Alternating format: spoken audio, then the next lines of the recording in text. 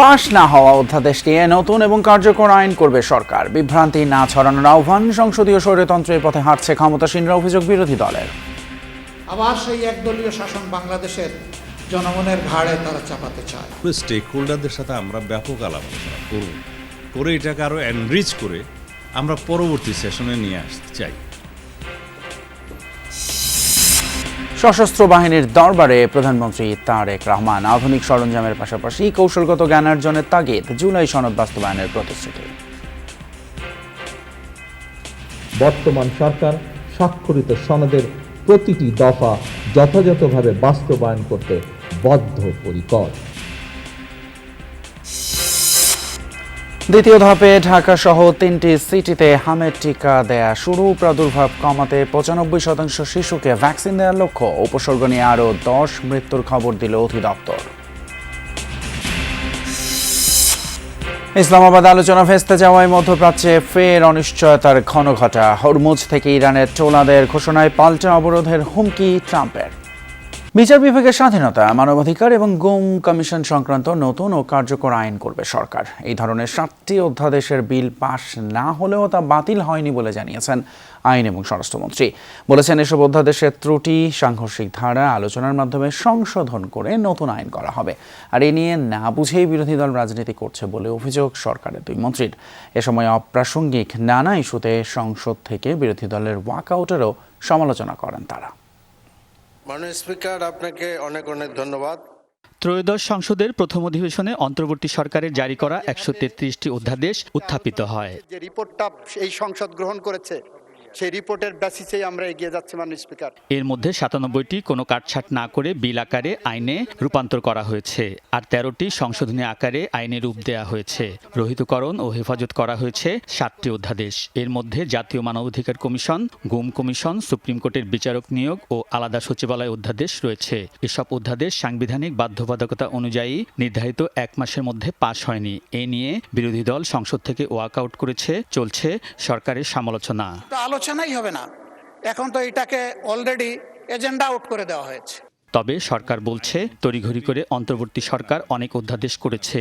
এগুলোর কিছু ধারা ত্রুটিপূর্ণ ও সাংঘর্ষিক। সরকার অংশীজনের সাথে আলোচনা করে এক্ষেত্রে নতুন ও কার্যকর আইন করতে চায়। ইন্টারিম গভর্নমেন্টের সময় কেউ নিজেদের প্রোভাইড করার জন্য তাড়াহুড়ো করে এই মানবাধিকার কমিশন এবং গুম অধ্যাদেশ এগুলো করে ফেলেছে। তা আমরা বলেছি, এগুলো আমরা যাচাই বাছাই করে স্টেক হোল্ডারদের সাথে আমরা ব্যাপক আলাপ আলোচনা করব, করে এটাকে আরও এনরিচ করে আমরা পরবর্তী সেশনে নিয়ে আসতে চাই। যারা বলছেন আমরা এটা করি না, এটা বাদ দিয়েছি, এটা তারা বিভ্রান্তি ছড়াচ্ছেন। রহিতকরণ বিল হলেও এটা কিন্তু আইনে পরিণত হয়ে যাচ্ছে। ওই আইনের অংশই হলো যেটা অধিকতর যাচাই বাছাই করার জন্য আমরা কমিটমেন্ট দিয়েছি পার্লামেন্টের মাধ্যমে গোটা জাতিকে। কয়েকটি অধ্যাদেশের ত্রুটিও ধরিয়ে দেন দুই মন্ত্রী। একজন গুমের শিকার হলো, তার পরিবার গেলেন আইসিটিতে। আইসিটি বলল যে আমি এটা নিতে পারবো। আসামি পক্ষ যে বললো যে আমার তো প্রোটেকশন দেওয়া আছে অন্য আইনে, গুম কমিশন আইনে, আমি আইসিটিতে আসবো না, আমাকে অন্য আইনে নেন। এইটা নিয়ে হাইকোর্টে বিচার বিশ্লেষণ করতে যে কয় বছর যাবে, সেই কয় বছরে গুমের পরিবার আরও হয়রানির শিকার হবেন। জুলাই স্মৃতি জাদুঘর, সেটা রিপোর্টের মধ্যে অ্যাজ ইট ইজ পাশ করার জন্য সবাই এগ্রিড হয়েছিল। সেই আইনে কিউরেটর কে হবে সেটার বিষয়ে বলা নেই। অবসর গ্রহণের বিষয়টা বা পদত্যাগের বিষয়টা যেভাবে বলা হয়েছে, সেই ব্যক্তি স্বেচ্ছায় পদত্যাগ না করলে রোজ কিয়ামত পর্যন্ত তাকে সরানোর কোনো সুযোগ ওই আইনে রাখা হয়নি। সরকার দলীয় চিফ হুইপ বলেন, গুমের বড় শিকার বিএনপি। খোদ স্বরাষ্ট্রমন্ত্রী সালাউদ্দিন আহমদ, ইলিয়াস আলী সহ বিএনপির 700 নেতাকর্মী গুমের শিকার হয়েছে। আমাদের এই পাশে আজকে স্বরাষ্ট্রমন্ত্রী যিনি বসা, তিনিও গুমের একটা অন্যতম বড় শিকার। আর ইলিয়াস আলী সাহেব গুম হয়েছেন, আমাদের চৌধুরী আলম গুম হয়েছেন, এরকম প্রচুর মানুষ গুম হয়েছে। গুমের আইনটাকে আমরা খুব হালকা করে দিলাম। আমাদের মাননীয় আইনমন্ত্রী সেটাকে গ্রহণ করবেন। আমরা এই দুঃখ নিয়ে এখন ওয়াকআউট। আইন ও স্বরাষ্ট্রমন্ত্রী অভিযোগ করেন, সাংবিধানিক অধিকার হলেও যুক্তি ছাড়াই সংসদ থেকে ওয়াকআউট করেছে বিরোধী দল। অপ্রাসঙ্গিক কিছু বক্তব্য তুলে তারা যে কয়েকবার ওয়াকআউট করেছেন, সেই বিষয়গুলো আমার মনে হয় যে যৌক্তিক হয়নি। অধ্যাদেশ নিয়ে রাজনীতি না করে বিরোধী দলকে যৌক্তিক আলোচনার আহ্বান জানিয়েছেন মন্ত্রীরা। আলমগীর স্বপন, যমুনা নিউজ, ঢাকা। বাংলাদেশের প্রথম 5D AI ইনভার্টার যুক্ত সর্বোচ্চ বিদ্যুৎ সাশ্রয়ী যমুনা এয়ার কন্ডিশনার। যতদিন সম্ভব হবে ততদিন জুলাই সনদ বাস্তবায়নে সংসদে লড়াই করবে বিরোধী দল। পরিস্থিতি অনুকূলে না এলে 1 সেকেন্ডের সময় ক্ষেপণ না করে নামবে রাজপথের আন্দোলনে। জুলাই যোদ্ধা এবং শহীদ পরিবারের সাথে মতবিনিময় অনুষ্ঠানে এমন মন্তব্য করেন বিরোধী দলের নেতা এবং জামায়াতের আমির ডাক্তার শফিকুর রহমান। এ সময় বিরোধী দলীয় চিফ হুইপ বলেন, এবারের অর্ধেক নয়, পরিপূর্ণ সফলতার জন্যই হবে আন্দোলন। রাজধানীর ডিপ্লোমা ইঞ্জিনিয়ার্স ইনস্টিটিউটে 11 দলীয় ঐক্য আয়োজিত জুলাই শহীদ পরিবার ও জুলাই যোদ্ধাদের সাথে মতবিনিময় অনুষ্ঠান। যোগ দেন বিরোধী দলীয় নেতা ডাক্তার শফিকুর রহমান ও বিরোধী দলীয় চিফ হুইপ নাহিদ ইসলাম সহ 11 দলীয় ঐক্যের শীর্ষ নেতারা। এটা সবাই জুলাই যোদ্ধা। অনুষ্ঠানে জুলাই যোদ্ধা ও শহীদ পরিবারের সদস্যরা বলেন, যে কোনো মূল্যে গণভোট ও জুলাই সনদ বাস্তবায়ন করতেই হবে, অন্যথায় সংসদ ভবন ঘেরাও করা হবে। সংসদ চারদিকে ঘেরাও দিব। আমাদের যে সমস্ত আহত ভাই যারা আছে, যারা নাকি মৃতের সাথে পাঞ্জা করে, এদেরকে আগের লাইনে দিব। আমরা বিচার চাই, আমরা এমন সংস্কার চাই যে সংস্কার কোনো পরিবার থাকবে না। জুলাই সনদটা বাস্তবায়ন না হয় তাহলে আমার মনে হয় যে আমাদের সকল শহীদ পরিবারের সাথে বেমানি করা হবে, শহীদের রক্তের সাথে বেমানি করা হবে। বিরোধী দলীয় চিফ হুইপ বলেন, বিএনপি ক্ষমতায় এসে পদে পদে প্রতারণা করছে। প্রতিশ্রুতি দিলেও তারা গণভোটের রায় বাস্তবায়ন করছে না। গণ আন্দোলন ছাড়া সংস্কার করবে না এই সরকার। সরকার গঠিত হওয়ার পর থেকে পিছনের দিকে হাঁটছে, বাংলাদেশ আবার পুরনো পথেই হাঁটছে এবং তারা সকল আন্দোলনের সুবিধাভোগী ছিল, সকল আন্দোলনের সুবিধা নিয়েছে, কিন্তু কোনো আন্দোলন, কোনো গণ আন্দোলনের তারা প্রতিশ্রুতি কখনোই রক্ষা করে নাই। অনুষ্ঠানে বিরোধী দলীয় নেতা বলেন, গণভোট ও জুলাই সনদ বাস্তবায়ন না করে আবারও ফ্যাসিবাদ কায়েমের ইঙ্গিত দিচ্ছে সরকার। তাদের যে সংস্কারের দফা, সেইটার সাথেও তারা কিন্তু বিশ্বাসঘাতকতা করছে। বাংলাদেশ ব্যাংক থেকে শুরু করে ক্রিকেট বোর্ড, তারপরে জেলা পরিষদ, বেমালুম শুরু হয়েছে বিশ্ববিদ্যালয়, সব জায়গায় এখন কু শুরু হয়েছে। অভ্যুত্থান বিএনপি শুরু করে দিয়েছে, সেই আওয়ামী ফ্যাসিস্ট বাকশালী কায়দায় আবার সেই একদলীয় শাসন বাংলাদেশের জনগণের ঘাড়ে তারা চাপাতে চায়। বিএনপি সব ক্ষেত্রে অবৈধ হস্তক্ষেপ করে গণতন্ত্রের পথ রুদ্ধ করছে বলে অভিযোগ করেন ডাক্তার শফিকুর। জনগণকে সাথে নিয়ে সরকারের এই অপচেষ্টা মোকাবেলার হুঁশিয়ারি দেন তিনি। পরাজয় হবে চূড়ান্তভাবে ফ্যাসিবাদের, বিজয় হবে জনগণের। শামীম রেজা, যমুনা নিউজ, ঢাকা। স্মার্ট প্রযুক্তি নির্ভর দ্রুত প্রতিক্রিয়াশীল সশস্ত্র বাহিনী গড়ে তুলতে চায় বর্তমান সরকার। রাষ্ট্রীয় সংবিধানের প্রতি দায়বদ্ধতা এবং জনগণের প্রতি অবিচল আস্থায় হবে এই বাহিনীর ভিত্তি। সশস্ত্র বাহিনীর দরবারে অংশ নিয়ে এসব কথা বলেছেন প্রধানমন্ত্রী তারেক রহমান। জানান, নিজস্ব প্রযুক্তিতে সামরিক সরঞ্জাম এবং গোলাবারুদ তৈরির পরিকল্পনা আছে সরকারের। প্রধানমন্ত্রী বলেন, বাংলাদেশকে ভালোবাসবো কর্মে, সততায়, শপথে এবং ত্যাগে। জানান, স্বাক্ষরিত জুলাই সনদ যথাযথভাবে বাস্তবায়নে বর্তমান সরকার বদ্ধপরিকর।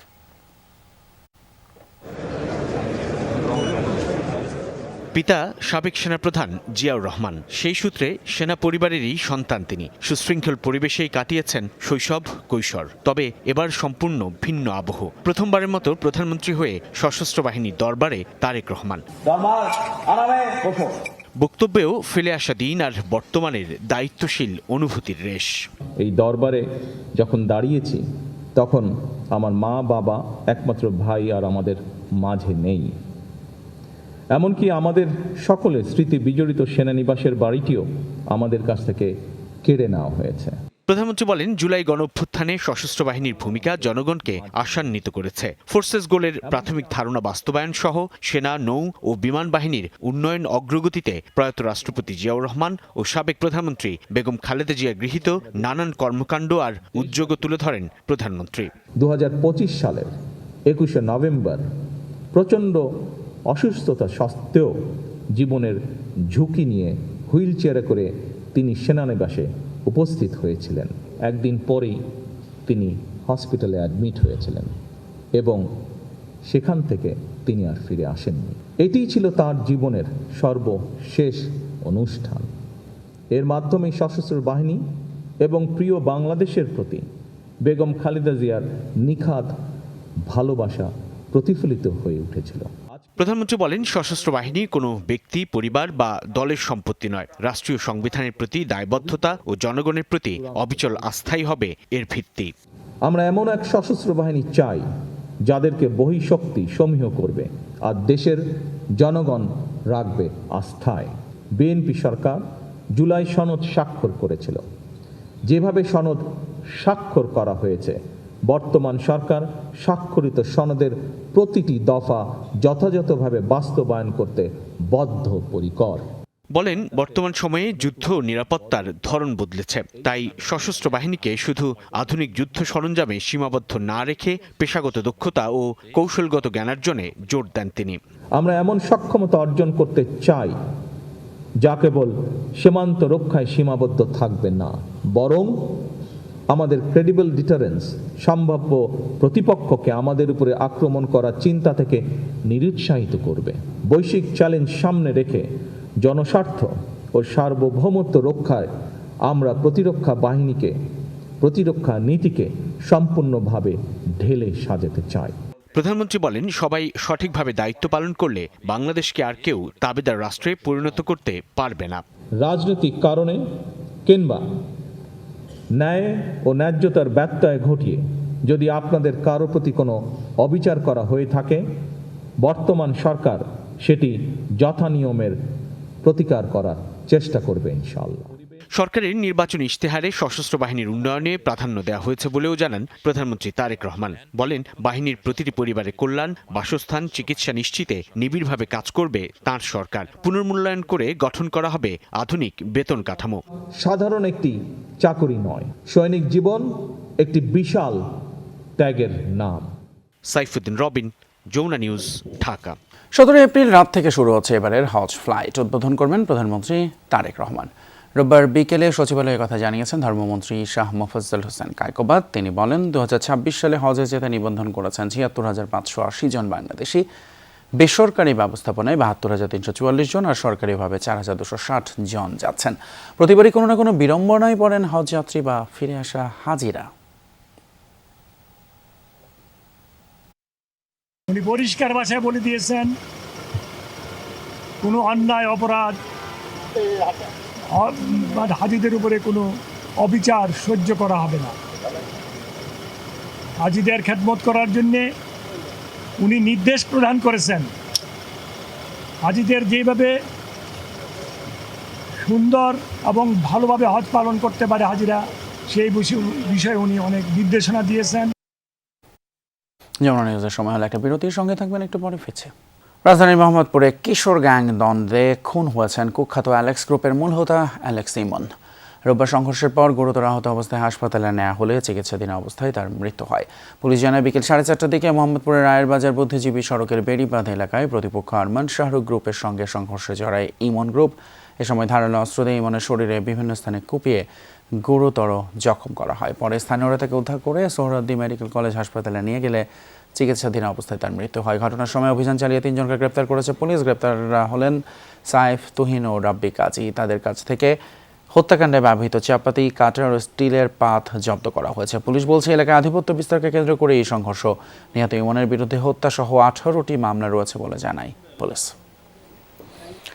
দেশে হাম ও উপসর্গ নিয়ে আরও 10 শিশুর মৃত্যুর খবর দিয়েছে স্বাস্থ্য অধিদপ্তর, এবং এ নিয়ে 15 মার্চ থেকে রোববার সকাল 8টা পর্যন্ত 179 জনের প্রাণ গেল। ময়মনসিংহ মেডিকেলে 24 ঘন্টায় হামের উপসর্গ নিয়ে ভর্তি হয়েছে আরও 26 জন, সুস্থ হয়ে বাড়ি ফিরেছে 28 জন। অন্যদিকে রাজশাহী মেডিকেলে গত 24 ঘন্টায় নতুন করে 15 জন রোগী ভর্তি করা হয়েছে। এছাড়া বরিশাল, চট্টগ্রাম মেডিকেল সহ দেশের বিভিন্ন জেলা হাসপাতালেও হাম ও হামের উপসর্গ নিয়ে রোগী ভর্তির সংখ্যা বেড়েই চলেছে। শয্যা সংকটে ওয়ার্ডের বাইরে বারান্দায় রেখেও রোগীদের চিকিৎসা দেওয়া হচ্ছে, আর এতে করে বাড়ছে সংক্রমণ ঝুঁকি। তবে স্বাস্থ্যমন্ত্রী বলছেন যে হামের প্রকোপ কমে আসতে শুরু করেছে। ঢাকার 2 সিটি কর্পোরেশনে হামের টিকা দেওয়ার কার্যক্রমের উদ্বোধন করে নগর ভবনে এই মন্তব্য করেন স্বাস্থ্যমন্ত্রী। আগামী 1 মাসে টিকা পাবে 10 লাখ শিশু। টিকা দেওয়া হচ্ছে বরিশাল ও ময়মনসিংহ সিটিতে। প্রথম দিনে উপস্থিত ছিল সন্তোষজনক। নির্বিঘ্নে শিশুদের টিকা দিতে পেরেছেন অভিভাবকেরা। সারা দেশে হামের প্রকোপ বাড়ার পর 5 এপ্রিল শুরু হয় হামের বিশেষ টিকার ক্যাম্পেইন। 30 উপজেলায় 12 লাখ শিশু পাবে এই টিকা। স্বাস্থ্য বিভাগ জানিয়েছে, এর মধ্যে 5.5 লাখ বা লক্ষ্যমাত্রার 45 ভাগ শিশু টিকার আওতায় এসেছে।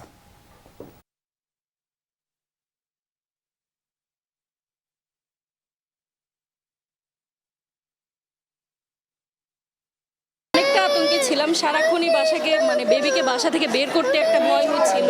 বাচ্চারা যেভাবে অসুস্থ হইতেছে, হামের যেভাবে বাড়তেছে, এখন টিকা দেওয়ার পর আমরা অনেকটা নিশ্চিন্ত। বর্তমানে হাম জিনিসটা মহামারী আকার ধারণ করা জিনিসটা মৃত্যু পর্যন্ত নিয়ে যেতেছে বাচ্চাদের। যদি আমরা সাকসেসফুলি কভার করতে পারি গ্রুপটাকে, that is from 6 months to 59 months, 1 month below 5 years, এই গ্রুপটাকে যদি আমরা টিকাদান কর্মসূচির আওতায় আনতে পারি, তাহলে আশা করি আমরা মিজেলসের আত্মঘাতী হামলা থেকে বা রোগ থেকে আমরা নিজেদেরকে সেভ করতে পারি। বাংলা নববর্ষে প্রথমবারের মতো প্রায় 21,000 চাষি পাচ্ছেন কৃষক কার্ড। সেই সাথে প্রণোদনা হিসেবে তারা পাবেন বছরে 2,500 টাকা করে। রোববার কৃষিমন্ত্রী জানান, টাঙ্গাইলে কর্মসূচির উদ্বোধন করবেন প্রধানমন্ত্রী তারেক রহমান। এক্ষেত্রে ভূমিহীন, প্রান্তিক ও ক্ষুদ্র কৃষকেরা 10 ধরনের সুবিধা পাবেন বলে জানিয়েছেন কৃষিমন্ত্রী। তবে প্রথম ধাপে প্রাক পাইলটিং কার্যক্রম হিসেবে 10 জেলার 11 উপজেলায় 20,671 জন প্রান্তিক এবং ক্ষুদ্র কৃষককে কার্ড দেয়া হবে। কোনো চুক্তি বা সমঝোতা ছাড়াই আলোচনার টেবিল ছাড়লেন যুক্তরাষ্ট্র ইরানের প্রতিনিধিরা। তেহরানের অভিযোগ, ইসলামাবাদের বৈঠক থেকে বেরিয়ে যাওয়ার অজুহাত খুঁজছিল ওয়াশিংটন। তাদের অবাস্তব দাবি দেওয়ার কারণে এই শান্তি কাঠামো তৈরি করা যায়নি। যুদ্ধ করে যা পায়নি, আলোচনার টেবিলে তা পেতে চেয়েছে যুক্তরাষ্ট্র, এমন অভিযোগও করে। অন্যদিকে মার্কিন ভাইস প্রেসিডেন্ট জেডি ভ্যান্সের দাবি, ওয়াশিংটন সর্বোচ্চ চেষ্টা করলেও শর্ত মানেনি তেহরান। তবে এখনও কূটনীতির পথ বন্ধ হয়নি, ইঙ্গিত দিয়েছে দুপক্ষই।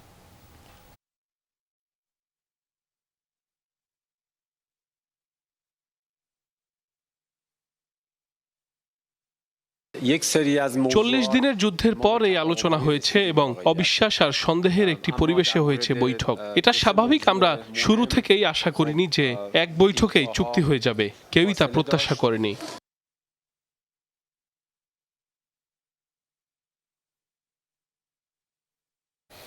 এদিকে হরমুজ প্রণালীর নিয়ন্ত্রণ এখনও ইরানের হাতেই রয়েছে। শান্তি আলোচনা ভেস্তে যাওয়ার পর এমন মন্তব্য করেছেন দেশটির পার্লামেন্টের ডেপুটি স্পিকার হাজি বাবাই। আর এটিকে আলোচনায় ইরানের পক্ষ থেকে রেড লাইন আখ্যাও দেন তিনি। এই পথ দিয়ে তেলবাহী জাহাজ চলাচলে ইরানি মুদ্রা রিয়ালে টোল পরিশোধ করতে হবে বলে ঘোষণা দিয়েছেন। অপরদিকে সামাজিক মাধ্যমে মার্কিন প্রেসিডেন্ট ট্রাম্প জানিয়েছেন, দ্রুতই খুলে দেওয়া হবে জলপথ। হরমুজ প্রণালী থেকে মাইন সরানোর কাজ চলছে বলেও দাবি করেছে মার্কিন সেন্ট্রাল কমান্ড। তবে প্রণালীটি দিয়ে কোনো সামরিক জাহাজ চলাচলের চেষ্টা হলে কঠোর ব্যবস্থা নেওয়ার হুঁশিয়ারি দিয়েছে ইরানের বিপ্লবী গার্ড বাহিনী।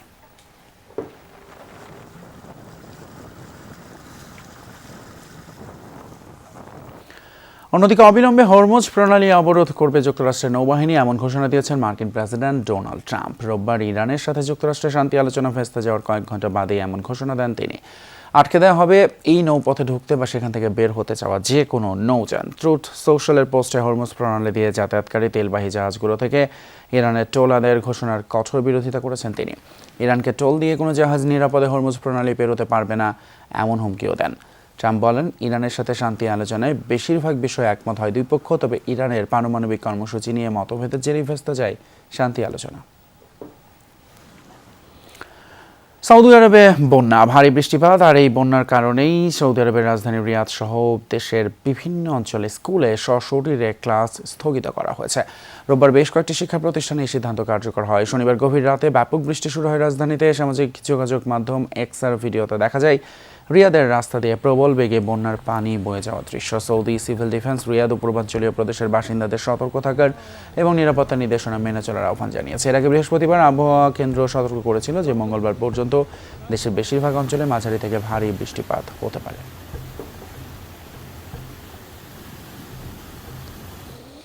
এ ছিল আমাদের যমুনা নিউজ এখনকার মতো। এতক্ষণ সাথে থাকার জন্য ধন্যবাদ আপনাদের সবাইকে।